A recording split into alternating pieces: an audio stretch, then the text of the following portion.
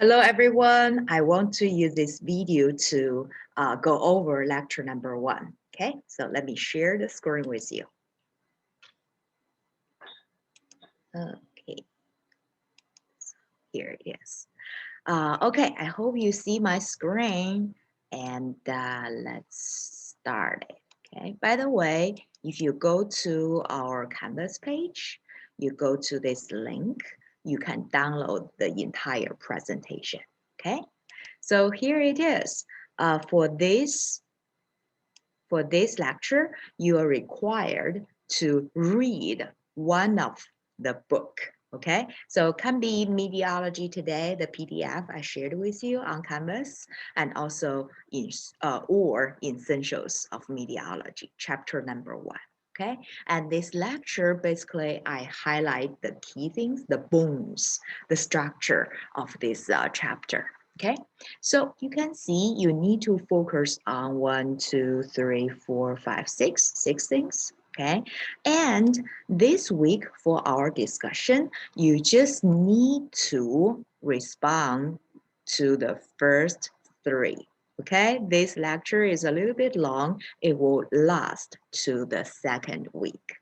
Okay, so you just need to focus on the first 3. Okay, so here it is. The first one is our structure. Okay, so well, here is my question to you. Think about our air, right? Every day we breathe in, breathe out. Can you see the air? Can you smell the air? Can you feel the air? Right? Sometimes yes, you can. Let's pause. Well, now I'm not seeing my air, but when the air pollution is like this, you see it, right? Okay, so that is actually pure air. You cannot see it. It's colorless. Okay, it's transparent, and you cannot smell it. It's not smelly. When you smell it, it may be some smoke, maybe some pollution, right? The pure air is odorless. It's smellless, and you cannot feel it. Maybe when it's move like the wind, you can feel it, right? Okay, so that is our air, and this is a very bold expedition. This is Felix Baumgartner. Sorry, excuse my pronunciation. Okay, he jumped from here. Okay, these many meters, these many feet from the sky, about 24 miles above the sky. That actually is still in our atmosphere. I want to use this video to give you this opportunity to appreciate how thick our atmosphere is from the ground all the way to the sky. Okay, actually, we can cut this atmosphere into different layers. You please launch this game, okay, to play with it. Okay, so let me go here. You can see. Oh, I need to load the fresh. How to load the fresh? Now skewer, cookies, done.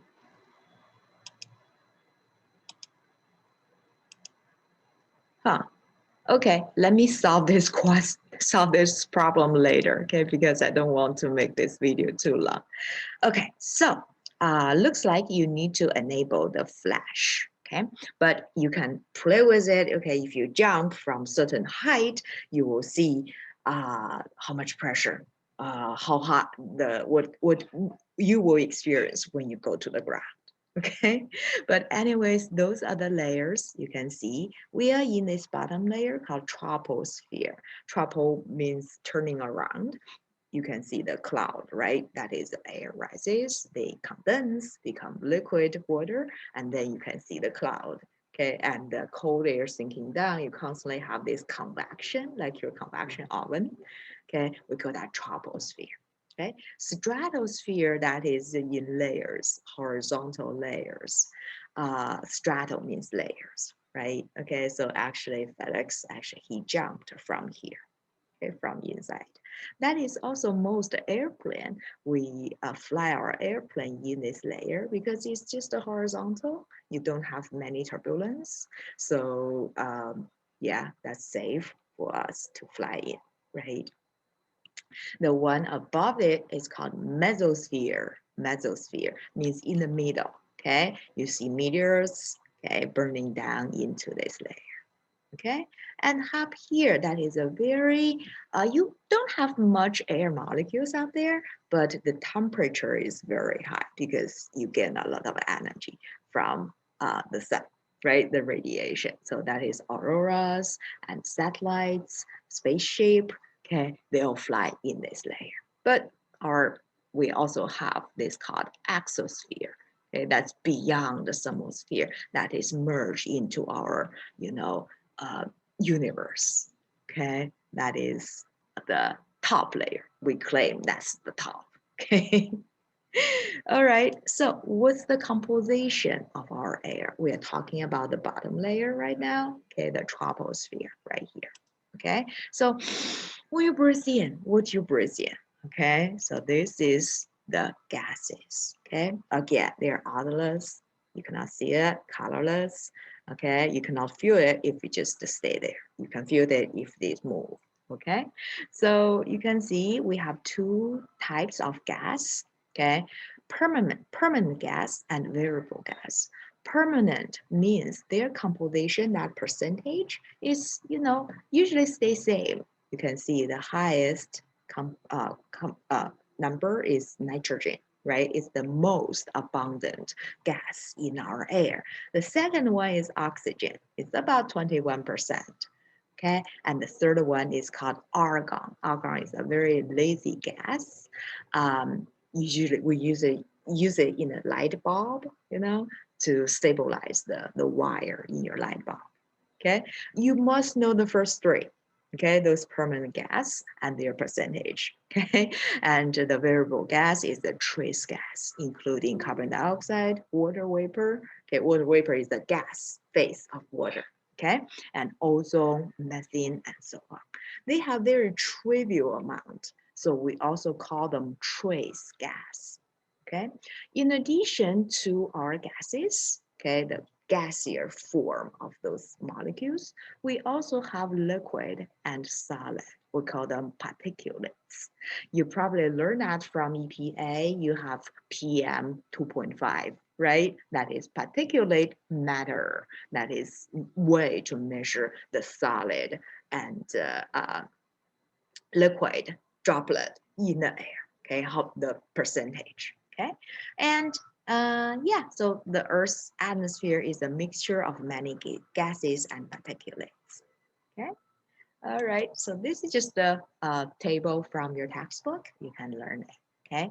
Oh, here percent by volume. Okay, so this is by volume percent. Usually we will use like times 10,000%. Okay, anyhow, you see the explanation. Okay, and here, 4 generations. Okay, here is the Wikipedia, the link. I want you to read. Okay, this is the history of the atmosphere. Actually, many years ago, million years ago, our atmosphere is nothing like today. Okay, so that is why in the very good old days, millions of years ago, thousands of years ago, temperature on Earth actually is very hot. We actually have a lot of carbon dioxide and sulfur from our restless volcanoes. Okay, but now we are in the 4th generation of atmosphere, and now the temperature rising, that is due to carbon dioxide greenhouse gases. Okay, so read about it and then you will be fascinated, I believe, about the Earth's atmosphere revolution. Okay,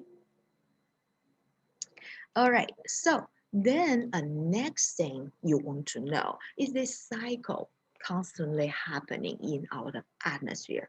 And this cycle is not just in atmosphere, it's actually connect all the spheres on Earth. Here we need to talk about a little bit of a geography and our Earth system. Earth system have 4 spheres: atmosphere, hydrosphere, lithosphere and biosphere. Okay, we constantly have those cycles like nitrogen cycle, like the next one, oxygen cycle, water cycle, rock cycle to connect all these spheres together. So even we are in this class, we call that weather and climate. Our focus is on atmosphere, but don't isolate our atmosphere from other other spheres. For example, biosphere, for example, hydrosphere, for example, lithosphere, right? Give you an example, we have this oxygen cycle, right? We breathe in oxygen. We need oxygen to survive, but we are people, right? We are in this biosphere. And your trees, they need to taking in carbon dioxide to do the photosynthesis, right? That is also from atmosphere into those biosphere. Another one, soybeans. Soybean need this nitrogen. Okay, their root can stabilize, those can grab those nitrogen in our air to use that as a fertilizer. Okay, yeah, so that's fascinating. Okay, well, another thing, the connection between lithosphere and the uh, atmosphere, volcano eruption. You have a lot of sulfurs, and we burn fossil fuel. You know what I'm going to say, right? Fossil fuel from lithosphere, we contribute carbon dioxide to our atmosphere. So yeah, that is everything connected to everything else. That is, you need to form this systematic thinking, okay, to don't isolate our atmosphere, okay? All right, so study those cycles. The most important thing actually is carbon cycle. That is the key to understand the rising temperature today, right? So make sure you watch this video, okay? All right, so water in atmosphere is very dynamic. That is a connection between hydrosphere and atmosphere and other spheres, right? So you want to know how water through the phase change from solid to liquid, from liquid to gas to, constantly transfer water and also energy. We call that latent heat. Later, we will learn more about that in our Earth system. Okay, so read about it, this part. This is also a highlight for this chapter. Okay, you must understand here. Okay, and air pollutions, those are the another thing in this chapter. Okay, we want to learn maybe next week, I think. Yes. Okay, and here that is air pollution in LA at its first. Watch this video, it's fascinating. Okay, and another thing, okay, this week you need to reflect on is air pressure. What is air pressure? Air pressure basically is the weight of air on top of certain area. Okay, so actually it's very heavy. You don't feel it because your blood pressure also pushing out. We have this balance. Okay, watch this video, see how heavy the air is, and you will appreciate the atmosphere, the heaviness.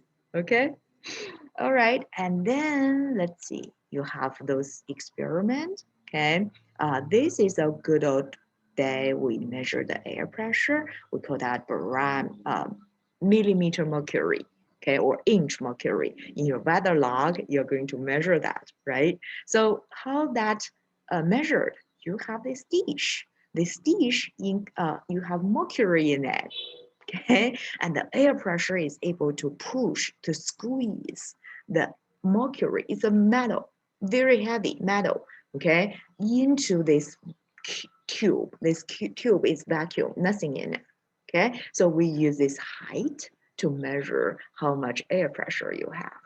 Obviously, if you press the mercury a little bit harder, air pressure is higher, and then you are going to squeeze this mercury, this column higher, right?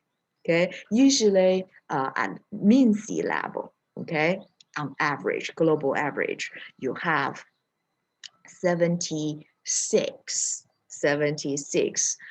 centimeter, okay, 760 millimeter mercury column height. Okay, all right. So those are this professor, he's very cool. Okay, he did a lot of experiment to prove air pressure is there even we cannot feel that. So watch this. Okay, another thing you must know is air pressure. When you go up, air pressure fast decreasing.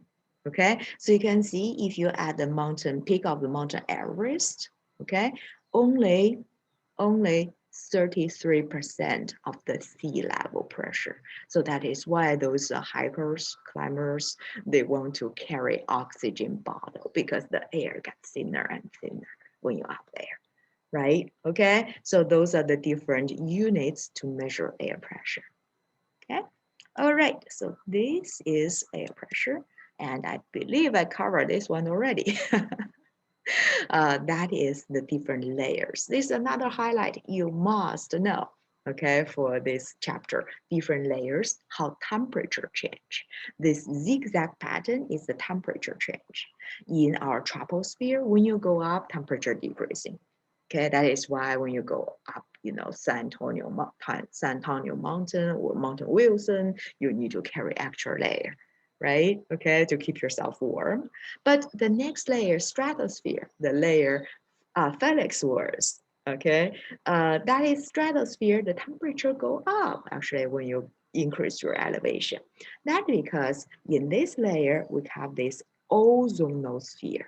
We have ozone layer, okay, O3, they can absorb a lot of uh, ultraviolet, okay, UVs, the one can burn your skin. Okay, that is actually a protection layer our atmosphere offered us, okay, to protect us safe. But those energy get absorbed in ozone layer to increase the temperature. Okay, and mesosphere, you can see when you go up, temperature decreasing again because you're away from also ground. Oh, I forgot this one. Troposphere, when you go up, temperature decrease because the main heat source of troposphere is the ground. It's not, you know, the ozone layer or the sun. Okay, basically the thing is when the sun shining down, warm up the ground, and then ground warm up the air, the troposphere. Okay, all right, and then that is why when you go up, temperature decreases in troposphere. Okay, where we are, mesosphere, right? Mesosphere is far away from the ground, far away from the ozone. So you can see when you go up, temperature decrease again. But thermosphere increase again because you can absorb a lot of the solar energy, the sun energy, right? Okay, so well, study those four layers. Most important thing, how the pressure change, always decreasing. How the temperature change, you have this zigzag pattern, okay? All right, okay, so then the rest of the slide basically is in different layer, okay? What are the things you need to focus on, okay? Troposphere, like I said, how thick it is, temperature changes, and contain all the weather because you have this convection, okay? And this is the fascinating video to show you Hurricane Dorian last year. Actually, it's not last year, 2019. How this weather events developed in our atmosphere, in our troposphere, okay? And in our troposphere is a little, you have something really weird. You know, temperature decrease when you go up. That's the normal way, right? But sometimes abnormal, not normal. When you go up, temperature actually increase. That one, we call that temperature inversion, okay? Why? Watch this video, okay? Basically is related to our urban. Okay, for example, LA, we have this concrete, right? Okay, it's very hot during the day, but during the night, it's very cold. It could be very cold, right? And the air actually is a very slow conductor of heat. Okay, they can maintain a lot of heat. So you can see ground and the layer touching it become cold, but up there is still warm, right? Okay, so you have this when you go up, temperature actually increase a little bit. Okay, so we call that temperature inversion. But temperature inversion, you know, you have the hot layer at the top, cold layer at the bottom. Well, the air is stable because warm air up there is fluffy, is light. They don't want to come down, right? Well, if it's related, on top of LA, our air pollution cannot be, circulated, right? Okay, so that it will worsen our smog. You have this layer. So if you have a hike, maybe this Sunday, I can share with you. I'm going to hike this Sunday. Our smog layer, LA, every day. Okay, sometimes you see that seeker. We definitely have this temperature inversion. Okay. And stratosphere, you must know we have this ozone layer and this ozone depletion, okay? And mesosphere, you have those beautiful non-lucent cloud, okay? Explained right here. Watch that. It's actually, that is a solid particles reflecting the sunlight, okay? And thermosphere, yeah, that is the last layer. Watch this video. Okay, space and aurora, how the charges sending from the sun, okay, sent by the sun to charge our magnetic field of our Earth. Okay, you have auroras. Aurora and non-lucent field, the non-lucent cloud, they're different. Okay. All right. Okay. So the last few thing, that is the weather and climate. What's the difference? Weather and climate, they're different. Okay. Weather is a very short-term thing. Climate is a long-term thing. Okay. So for example, LA, we have very hot and dry summer. That is climate. That's not weather. Okay. Weather, we are talking about wind, pressure, uh, precipitation, like snow, like rain, okay, temperature, okay, the thing you logged on your weather log, okay, but climate is like, you see, you need like 30 years plus data to average the daily weather out, and you draw the conclusion, okay, and we have this chart to present our weather condition in certain city. Okay, so for example, LA, you see those bars represent precipitation. You have very dry season in the summer. We have hot temperature, right? So that is called climograph. Okay. All right, so then when we read weather on our weather map, what we need to focus on, okay, this called station model. So you can see, you can read this one, on our NOAA, National Oceanic and Atmospheric Association, okay, to learn what does that mean, okay, and how to read it. But you can see, we can grab wind. This is the wind, okay. Short bar represent 5 knots, about 5 miles per hour, and this long one represent 10 knots per hour, but you have more, okay? This one is temperature in Fahrenheit. This is the weather, dew point, sky cover. Sometimes you have the entire sky covered by the cloud. Then in your weather log, you should record a percentage, 100%. But now you can see it's clear, right? And sea level pressure, this is not the number you should use, okay, to communicate, because this is a label. You need to learn how to convert it. Okay, basically here it is, 3 steps. Number 1 is divide this number by 10. So you get 10.7, right? Then you add 2 things. You have 2 options. You can put 9, let me annotate. Oh, not chat, sorry. Annotate, okay? You can put, you have 10.7, right? Okay, you can either put 9 in front of it, then that will become 10.7, right?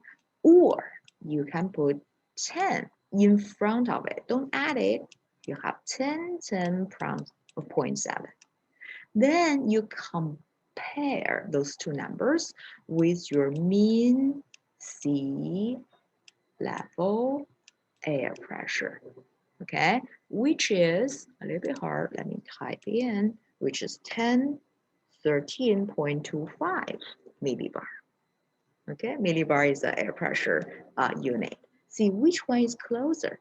In this case, 10.7 is closer, right? Okay, then this is the right number you should use. Okay, this is the right number you should use. You don't use this one. Okay, so you will tell your friends, okay, today's sea level pressure is 10.7. Okay, and this is the pressure change. You also need to divide it by 10. So in the past 3 hours, temperature decreased 0.6 millibar. Okay, so this is how you interpret those station model. Okay, let me clear the drawings. And this is the weather maps. Okay, next week, let me use a real example. Okay, in our meeting on Monday, let's read the weather map together. Okay, so very quickly, those are the fronts, those are high-low pressures. Okay, but read your textbook first, and then to learn the symbols. And next week we can have more fun. Okay, all right. I believe that's it. That's it. And you need to be able to answer all these questions for chapter 1, but you can use 2 weeks to study it. Okay, and let me know if you have any questions. Bye for now. That's it. I will see you next Monday, but sending me emails and Canvas message if you have any questions. Okay, all right. Bye for now.